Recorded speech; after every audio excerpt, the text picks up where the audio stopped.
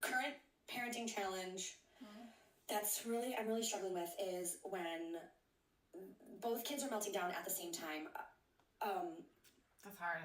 Because of the same incident. So the 5-year-old and the 2-year-old are arguing or upset at each other because, so for example, this morning, my son wanted my daughter to wear a specific type of shoe. We were going to something nice. We were dressed nicely. She wanted to wear her Crocs. And my son said, no, you need to wear fancy shoes. And so then it turned into screaming at each other. My son threw the shoe, so then my daughter smacked him in the head, and they're both sobbing and both inconsolable. Okay, so hold on just a second. In this moment, when you're like right in the middle trying to work it out, I want you just to pause and stay with the upset, right? So from your 5-year-old, your son's perspective, it's like, oh my gosh, we're going to a fancy place. Why isn't she wearing the appropriate attire, right? He's thinking about the social consequences of what she's wearing, of where you're going, all that stuff. And from her perspective, she's more in her body. She's just thinking about wearing the Crocs. That feels so much better. And I'm one person. I know. That's the wild part. You are one person, but you've got 2 arms. That's the good news. And so I want you to get in the middle of them on the ground, probably sitting on the ground.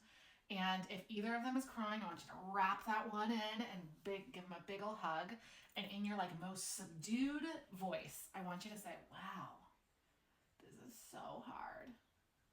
What you're doing is you're trying to bring them back into a co-regulative exchange. So you're using your nervous system to bring them down. Does that make sense?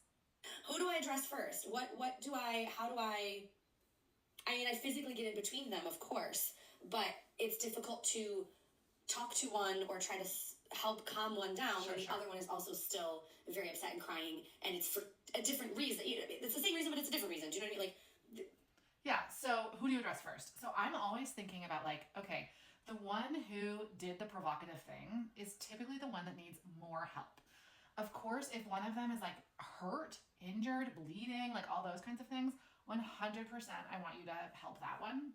But generally, the one who is hit, thrown, etc., is the one who needs the most help. And I think in this situation, it's your 5-year-old, the one who's mad that sister wants to wear the Crocs.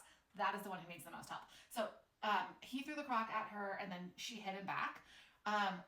It would have been awesome. I know it's like so fast. It would have been awesome if you could intervene before she hit him, but she's already hit him. So I want you to hold on to the fact that like they've both already done something provocative, and he's the one, like the missing piece for him is that it doesn't actually matter what you wear to this place. It's okay if you wear Crocs. It's okay if you wear fancy shoes, right? So there's something for him that is cognitive that he has missed, that he's still learning here. And that's what I want to go after. But you can't go after that until you have brought it down, which is why getting in the middle of them and using your really slow breathe out voice that's quiet, that's like, wow, this is so hard. You literally don't have to say anything beyond that. They had different opinions about what shoe to wear. So it was a similar problem, but obviously developmentally, it's a different, I think it's a control thing at the end of the day. I agree. It's totally a control thing. And I think that control thing is rooted, at least for your son, in some anxiety, right? I think for your daughter, she just wants to wear the shoes she wants to wear, right? She's only 2. And so I just want to say, you know what, we all pick our own shoes. But for him, I need to layer that with some other stuff. And you're not going to do any of the layering work until you get him regulated again.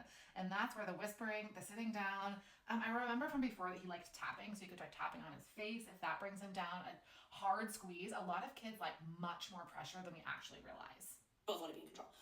They do. They do both want to be in control. That's a tricky one because that tends to happen a lot. They really enjoy spending a lot of time together, which I love. But then there's also that creates a lot of conflict. Yeah, and so in the moment, like number 1, super quiet for you, slow it way down, get in between them. Try to like rise above yourself and look at the scenario and consider like who actually needs the help because there's a misunderstanding or there's an anxiety or there's something that's like missing for them, and it's your son. I'm fairly certain here, right?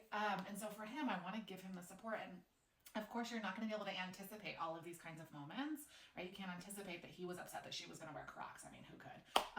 And so instead of anticipating, I want to also make sure that I'm building in opportunities for them to witness and practice making their own choices. And it's hard to know who to attend to first. Yeah. It is. So yeah, that's it. I hope you're... it is really hard to know who to attend to first, right? So I want you just to go back to like, who is the one who really needs help here, right? Of course, number one is anybody bleeding or like, do they need an ice pack or something like that? Barring that, who needs help? And it's your boy, right? So I might say to them, I know you were really thinking she should wear the fancy shoes because we're going to a fancy place. And she was thinking something different. You could even layer on a rule for him. It's like, or not even a rule, but kind of like a positive opposite statement with the word always in it, and always kind of like mollifies kids. So I could say, we always decide ourselves what goes on our feet. You decide what goes on your feet, sister decide what goes on her feet, I decide what goes on my feet. And you know, that brings us back to this control thing. And in easier moments, I want to highlight that sort of individual decision making so that when he's not all activated and throwing shoes and hitting each other and all that stuff, you're also working on the issue outside of this moment. Does that make sense?